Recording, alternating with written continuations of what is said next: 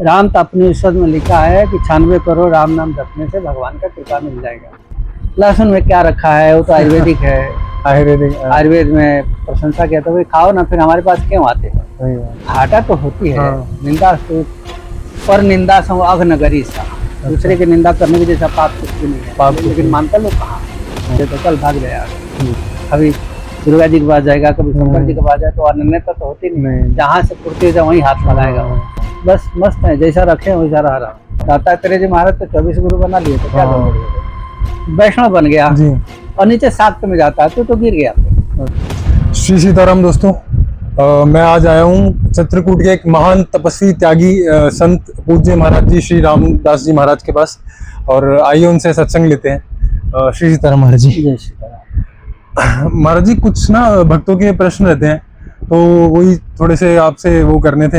हाँ बोलिए जी। महाराज जी, एक तो कहते हैं कि 2 मार्ग बताए गए हैं भक्ति में ना, एक ज्ञान मार्ग और एक भक्ति मार्ग, भगवान को पाने के लिए, परमात्मा को। तो उसमें मतलब कौन सा मार्ग श्रेष्ठ है, इससे इस पे चला जाए? जिसको जो अच्छा लगे वो दोनों श्रेष्ठ है।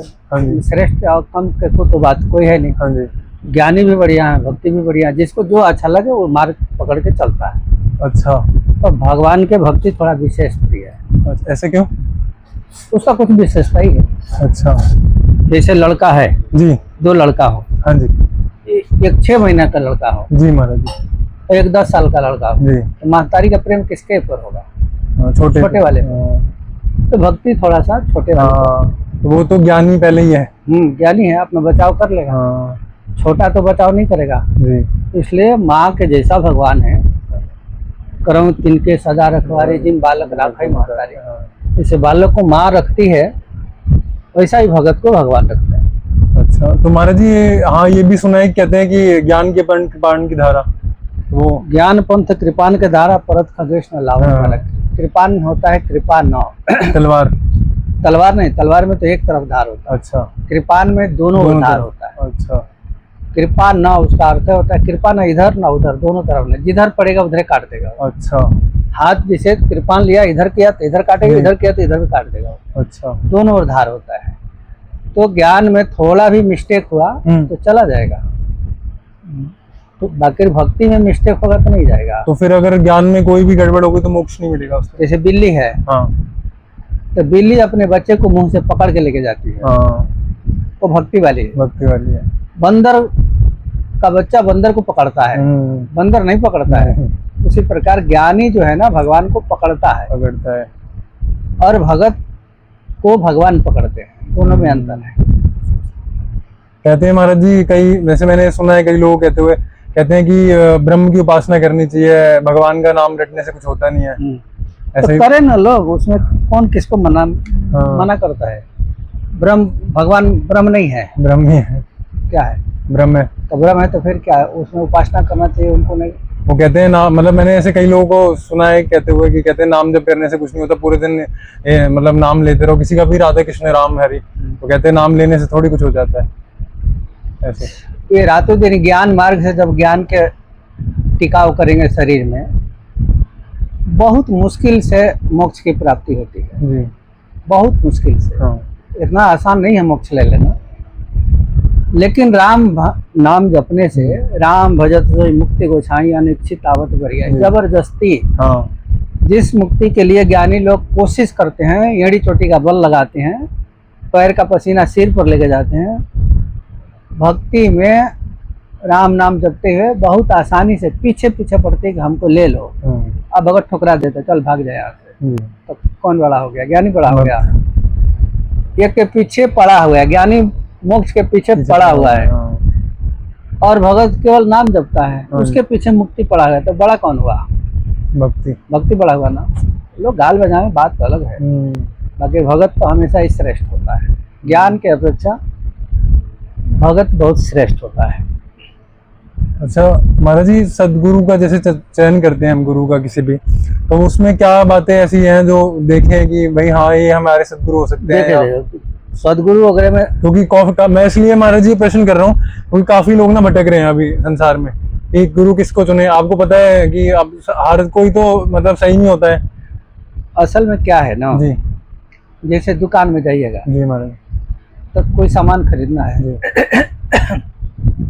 तो उसके दुकान में जितना जो होगा वही देगा। जी एडवांस कोई मांगेगा तो नहीं दे पाएगा। जी वही हाल यहाँ भी है, जिस गुरु के पास जो होगा वो तो देगा, देगा। और नहीं होगा तो क्या देगा वो। तो इसलिए अपने अनुसार खोजे कि हमको क्या चाहिए, कहाँ मिलेगा, वो तो स्वाभाविक है ना। अब हम कपड़ा चाहिए जी तो किराना के दुकान में तो नहीं मिलेगा, नहीं और हमको चीनी चाहिए जी तो कपड़े की दुकान में नहीं मिलेगा, मिलेगा। नहीं। तो जिसको जो वस्तु चाहिए उस हिसाब का दुकान खोजना पड़ेगा। पर महाराज जी हो सकता है कई बार कि मतलब कोई अगर गलती कर दे मतलब चयन करने में, तो ऐसा कोई प्रावधान है कि दोबारा मतलब गुरु बनाया जा सके? तो अब एक बार गलती कर देगा तो सुधार तो सकता ही है, बहुत लोग बन जाते हैं। अच्छा, उसमें क्या है, तो उसमें कोई मान लो पहला बार हम आए, हमको कोई हाँ ज्ञात नहीं है कि क्या बढ़िया है क्या खराब है, उचित ऊंच नीच क्या है। हाँ अब बाद में जब साधु समाज में आ गया, चेला बनकर देहा वहाँ घूमने लग गया, कुछ तो ज्ञान हो ही जाएगा।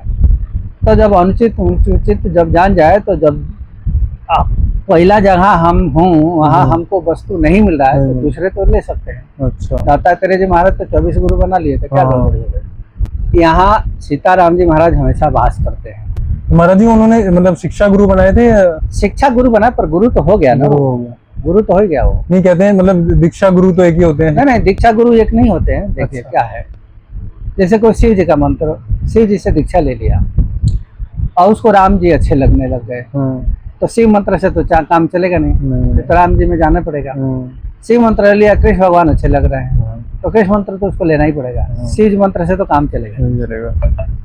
शक्त है, शक्ति की उपासना कर रहा है और उसको फिर वैष्णव बनना है, तो वो काम तो नहीं चलेगा, तो बदलना ही बदलना पड़ेगा। यहाँ इस हिसाब से बदल जाता है, इसमें कोई दोष नहीं। अच्छा भाई हमको तो ऊपर बढ़ना है ना।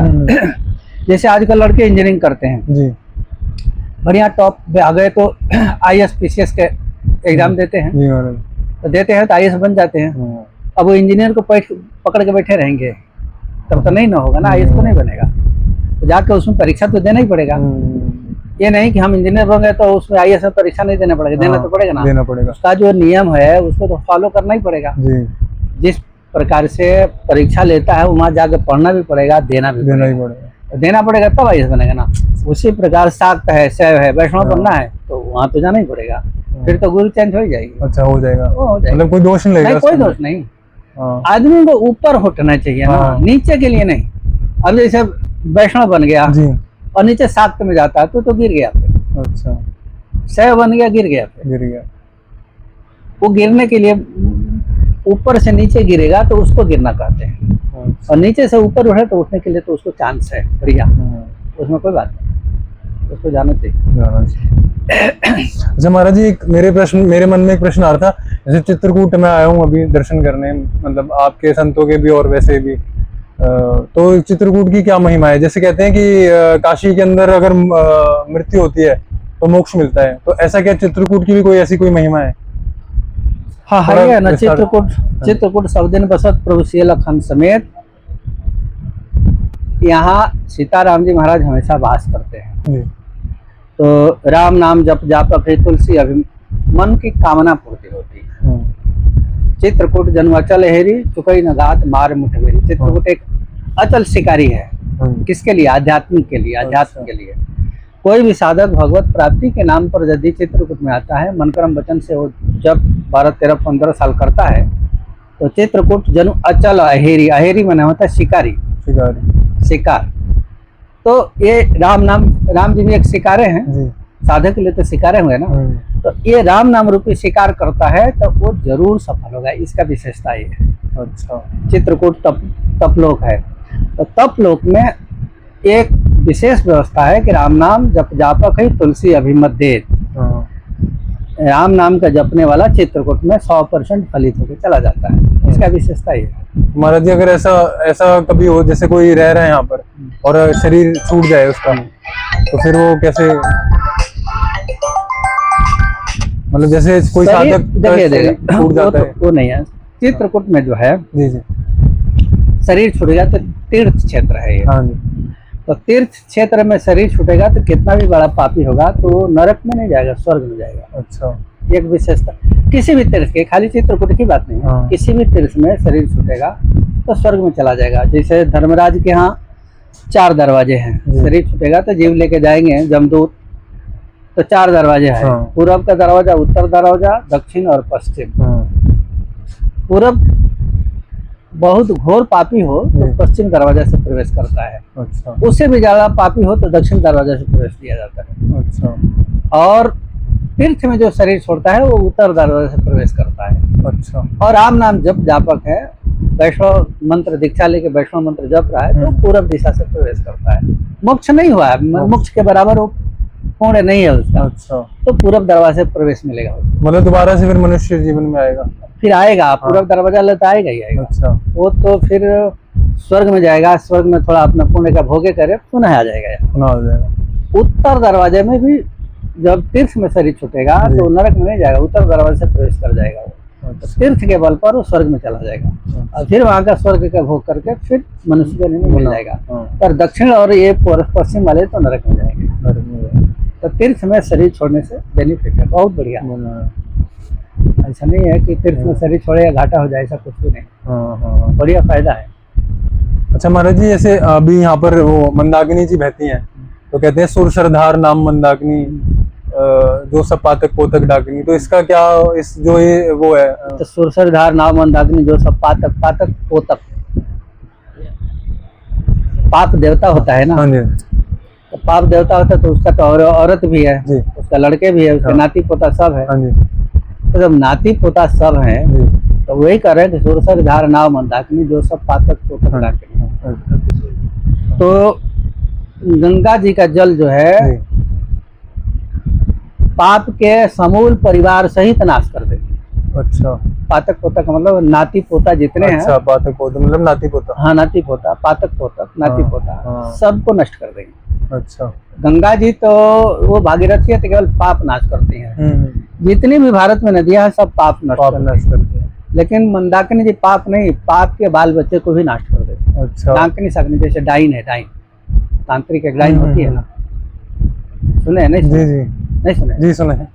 तो डाइन छोटे छोटे बच्चों को भी मार देती है, दया नहीं होता अच्छा। है, होता है नहीं, बड़े को भी मार देगी, छोटे को भी मार देगी। इसी पर मंदाकिनी जी के कह रहे हैं कि पाप का छोटा बच्चा हो चाहे बड़ा हो, अब पाप हो सबको एक ही साथ निपटा देते हैं। अच्छा, मतलब जैसे पाप की जो प्रवृत्ति होती है वो भी नष्ट हो जाती है? सब नष्ट करते हैं। अच्छा।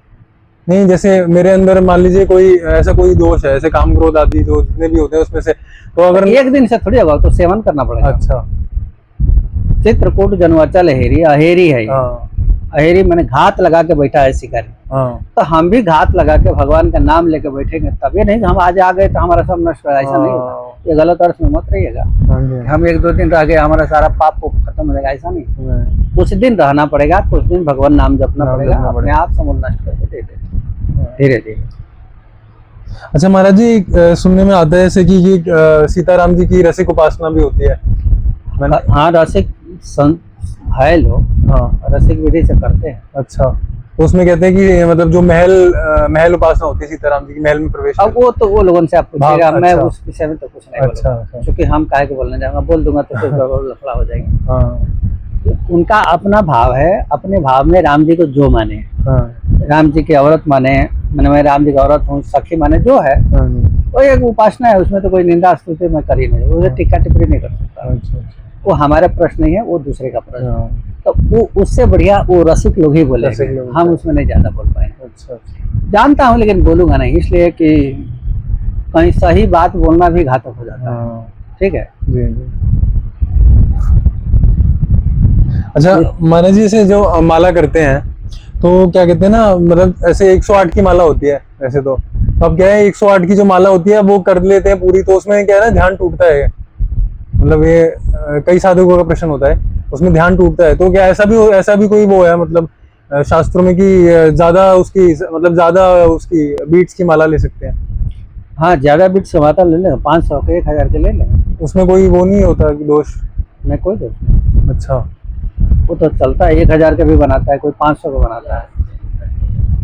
अच्छा, वो ये अपने से एक ही जैसा हो जाए। अच्छा अच्छा। जिसको ज्यादा जपना है तो 108 से थोड़ी जपेगा, वो तो 1000 के जपेगा। तो मतलब गृहस्थ भी जप सकते हैं उससे? अब गृहस्थ के पास इतना समय होगा तब जपेगा ना वो। हाँ। घंटा 2 घंटा के लिए 1000 के माला लेके बैठेगा वो तो जो 8-10 घंटा बैठना उसके लिए है। उसके लिए अब किसी को दिखाना हो कि हम बहुत बड़ा माला रखा, वो बात अलग है। हाँ। गृहस्थ के लिए सब वस्तु नहीं है। अच्छा। गृहस्थ को भी कोई काम नहीं है, खाली जप करेगा बैठे 4-5 घंटा सुबह, 4-5 घंटा शाम, जी जी। तो फिर बना सकता है, उसके लिए हाँ। कोई रोक नहीं है। अच्छा और आधा घंटा या 10 मिनट बैठेगा, 1 घंटा बैठेगा, उसके लिए 1000 का माला ठीक नहीं है। अच्छा। वो तो फिर तो एडवर्टाइज हो जाएगी। एडवर्टाइजमेंट नहीं, जैसे किसी को दिखाए ना, वो अपने उसके लिए कर रहा हो कोई। अब तो क्या जरूरत है, उसे तो छोटा ही से काम चल जाएगा। आधा घंटा 1 घंटा जपना है तो छोटा ही बहुत है। हाँ आधा 1 घंटा में कौन सा ध्यान लग जाता है? हाँ लगेगा तो उतना में बहुत भी हो जाएगा। हाँ हाँ हाँ। अब उसको दिखाना हो कि हम इतना बड़ा 1000 का माला इतना एक बोझा हो जाता है, उतना बोझा तो हम लोग नहीं रखते हैं। अच्छा महाराज जी, जैसे संत दर्शन करने के लिए जाते हैं तो संत दर्शन की क्या महिमा होती है? जैसे कहते हैं संतों का चरण रज लेना चाहिए। अरे वो जिसका जैसा श्रद्धा भक्ति है वैसा अपना करेगा। हाँ जी। नहीं है, हाँ जिसका खूब श्रद्धा भक्ति हो तो चरण धो के पिए, जो कुछ करे वो तो बढ़िया बात है। हाँ। साधु के जो जितने मानेगा उतने फायदा ही है, घाटा तो फायदा कुछ है। नहीं है। अपना अपना श्रद्धा के अनुसार ही रहेगा ना। अब जैसे किसी को श्रद्धा हो ही नहीं जी। और जबरदस्ती जाके लपटेगा तो कोई फायदा तो होगा नहीं नहीं, वो तो श्रद्धा भाव जरूरी है। श्रद्धा भाव से एक बार भी पॉइंट पढ़ लिया कुछ भी नहीं, कोई फर्क नहीं पड़ता। श्रद्धा साधु में श्रद्धा वो उतना ही बहुत है। पैर धोने होने से कोई फर्क नहीं पड़ेगा। अच्छा, श्रद्धा होना चाहिए। श्रद्धा होनी मेन जो है श्रद्धा है। श्रद्धा, श्रद्धा नहीं है तो कितना ही कुछ करते रहो सब। कुछ नहीं, मूल बात श्रद्धा है।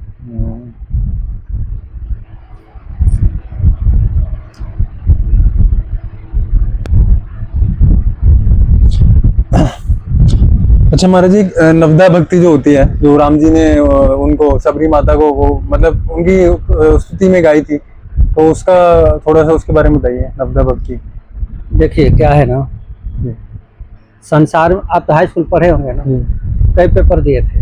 बैचलर्स करी है। नहीं, हाई स्कूल में कई पेपर था? 10th, उसके बाद हाँ 10th में 6 सब्जेक्ट होते हैं। पेपर कितना हुआ? पेपर तो मतलब वही जो फाइनल एग्जाम्स होते हैं कैसे? हाँ, तो उसके कितना पेपर हुआ? 6 ही हुआ। हाँ ठीक, मान लीजिए 6 में। हमारे जमाने में 10 होता था। अच्छा। हम लोग 10 पेपर देते थे अच्छा। हाई स्कूल में। तो यहाँ 6 पेपर में एक में भी फेल हो गए तो फेल हो जाएगा। अच्छा। नहीं पास करेगा ना? नहीं। भगवान के भक्ति में 9 पेपर है। अच्छा। नवदा भक्ति में 9 पेपर। 9 पेपर। तो कहते हैं कि 9 महु एक कोई नारी पुरुष सचराचर कोई सोई अतिशय प्रिय भामिनी मोरे। राम जी कहते हैं कि नवदा भक्ति में एक भक्ति यदि किसी में हो जाए, सोई प्रिय अतिशय प्रिय भामिनी मोरे। सबरी जी कहते हैं वो बहुत प्रिय होता है। अब नवदा भक्ति तो पूरा लिखा है। प्रथम भगत संतन कर संगा, दूसरे रत्नों कथा प्रसंगा, गुरु जी की सेवा करना, मंत्र जाप मंत्र विश्वास, पंचम भक्त वेद प्रकाश, छठ सम दिल विरत बहुकर्मा। तो अन्य अन्य प्रकार के सारे मार्ग हैं उसमें, किस प्रकार से भगवान का भक्ति करेंगे। तो कुछ भी ना करे तो साधु के संग करे। अच्छा। मन से, बनावटी नहीं। दूसरी रति में कथा, दूसरे में भगवान के कथा में प्रवेश हो जाए।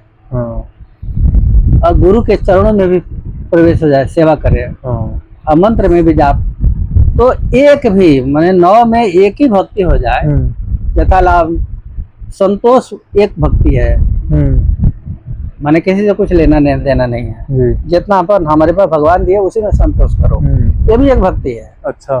भगवान से कोई उलाहना नहीं कि हमको दुख दे रहा है कि सुख दे रहा है। बस मस्त है, जैसा रखे वैसा रह रहा हूँ, ये भी एक भक्ति हो जाएगी। किसी से कोई आशा नहीं करना, ये भी एक भक्ति हो जाएगी। अच्छा। तो ये 9 भक्ति में जो है कोई भी एक हो जाए तो भी कल्याण हो जाएगी। अच्छा। और सब में 2-4 हो जाए तो और स्टार बढ़ जाएगा ना। मतलब कोई भी एक हो जाए तो भगवान को प्राप्त कर सकते हैं, कर लेगा। अच्छा, वो आराम से। अच्छा अच्छा। और एक आ जाएगा तो उसके पीछे पीछे 9 आ जाएगा। 9 आ जाएंगे, कोई जरूरी नहीं है। एक आ जाए तो एक रह जाएगा। और प्रथम भगत संत साधु के संग करेगा। हाँ जी। तो संग करेगा तो कथा तो अपने आप ही मिलेगी जी। नहीं मिलेगी। दूसरा भक्ति तो पुष्ट हो जाएगा। साधु लोग अपने गुरु की सेवा करेंगे तो जो साथ में रहेगा तो वो भी तो करने लग जाएगा। अच्छा, फिर वो लोग अपने जप में बैठते हैं नहा धोवा के, तो वो देखता रहेगा। कुछ दिन के बाद तो उसको लालसा हो जाएगी ना कि हमको भी जप करना चाहिए, पांचवा भक्ति भी सिद्ध हो जाएगी। और उसके बाद फिर किसी की निंदा स्तुति नहीं करना, साधु लोग नहीं करेंगे, वो भी सीखेगा वो। तो फिर संतोष एक आ जाएगा तो काम से सब आ जाएगा, बचता कुछ भी नहीं। कुछ नहीं बचता।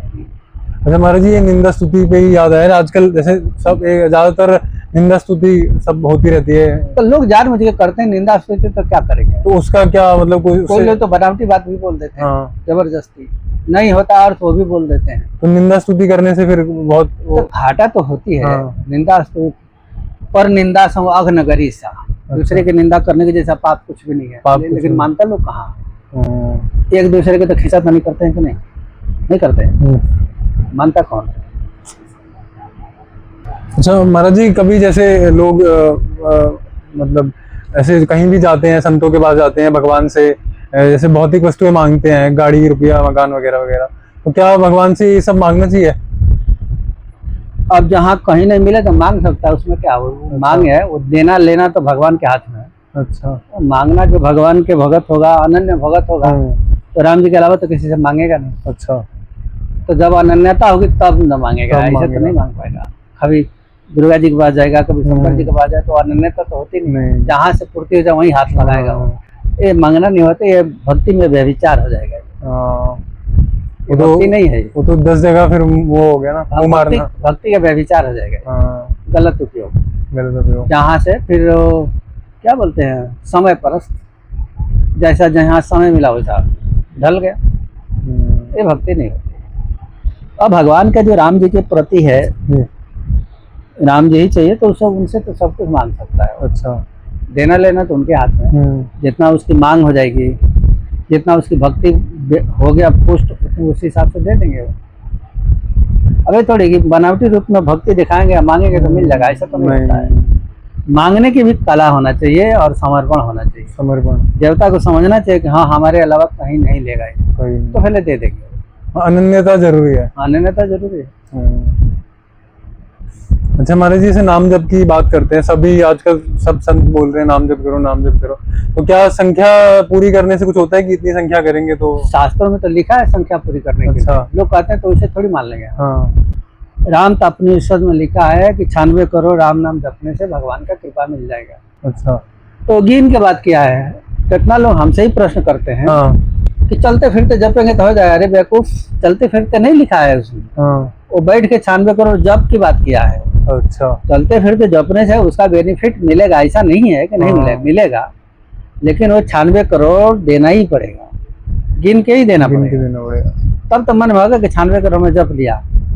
अब मजदूरी करते हैं तो 8 घंटा का सीमा है, 8 घंटा काम करना पड़ेगा, तो 200-400 रुपया 500 रुपया जो मजदूरी है वो दे देगा, जो काम कराएगा। अब हम 8 घंटा काम करेंगे तब न देगा, बीच में नहीं करेंगे तो काट नहीं लेगा वो।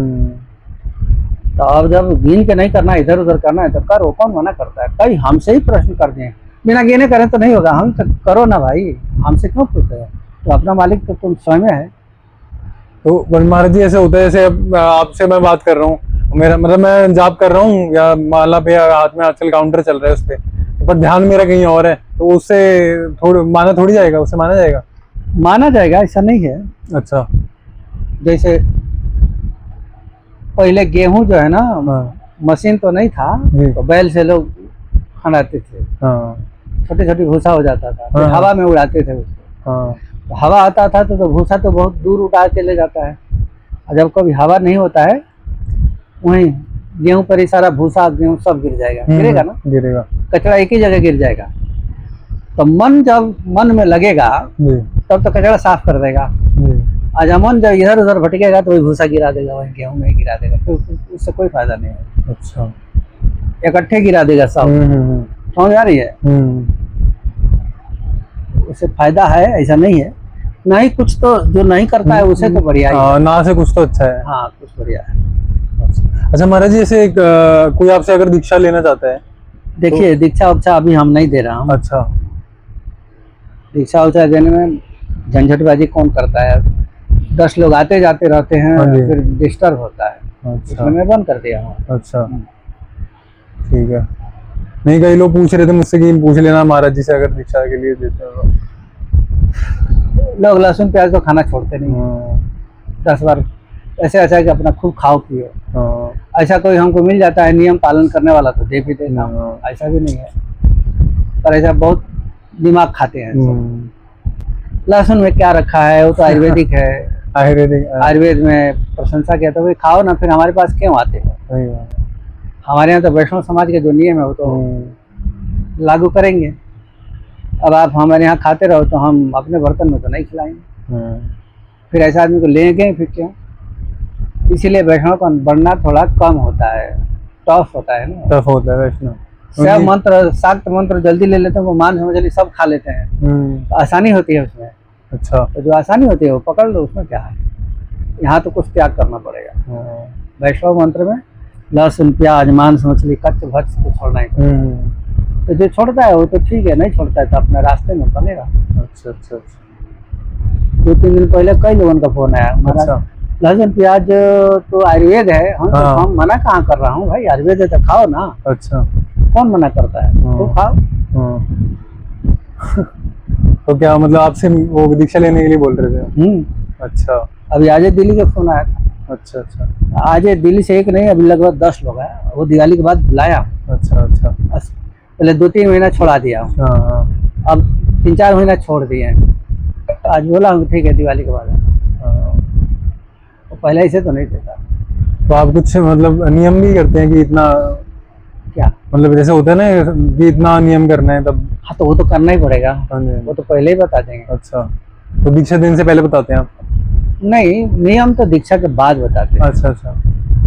पर खान पान का शुद्धिकरण तो पहले ही बताना पड़ता है। इतना आप 2-3 महीना प्रयोग कर लो तो लग जाए कि हाँ मान लहसुन प्याज छोड़ देता हूँ, मांस मछली छोड़ के, बोतल वगैरह छोड़ के हमारा चल जाएगा, तब तो ठीक है। और नहीं चलता है तो ट्राइबल के रूप में छोड़ दो, हो गया खत्म। जब महाराज जी कहते हैं ब्रह्मचर्य बहुत जरूरी होता है इसमें भक्ति करने है, तो होता ही है। तो ब्रह्मचर्य से क्या मतलब लाभ है? जैसे मल ही बल है, शरीर में पतला दस्त हो गया जी, सारा बल खत्म कर देगा, कर देगा ना। हाँ सीताराम गोरे बिछा दो, बिछा दो। मले वाला वीर ही जीवन है, वीर जीवन है। तब वीर जब निकल जाएगा, ब्रह्मचर्य निकल जाएगा तो साधन में फायदा नहीं होगा। अच्छा, कुछ भी फायदा नहीं होगा, कुछ फायदा नहीं होगा, कुछ नहीं होगा। कई लोगों का प्रश्न रहता है कि ब्रह्मचर्य अगर ना करें पालन ठीक से नहीं हो पाता। नहीं, लेकिन जिसकी अपना स्त्री है, हाँ गृहस्थ, हाँ, उसके लिए तो कोई बंधन नहीं। अच्छा, वो तो धर्म पूर्वक है, उसमें तो कोई घाटा नहीं होता। अच्छा अच्छा अच्छा। साधु सन्यासी के लिए उनका पालन जरूरी है। तो अगर गृहस्थ ऐसे कुछ मतलब संयम से चलता है तो क्या वो भगवान को प्राप्त कर लेगा? करेगा। अच्छा, उसमें कोई टेंशन नहीं। अच्छा। वो तो संख्या लेकिन है। अच्छा अच्छा। संख्या पूर्वक जपेगा तो वो तो पाई रहता है।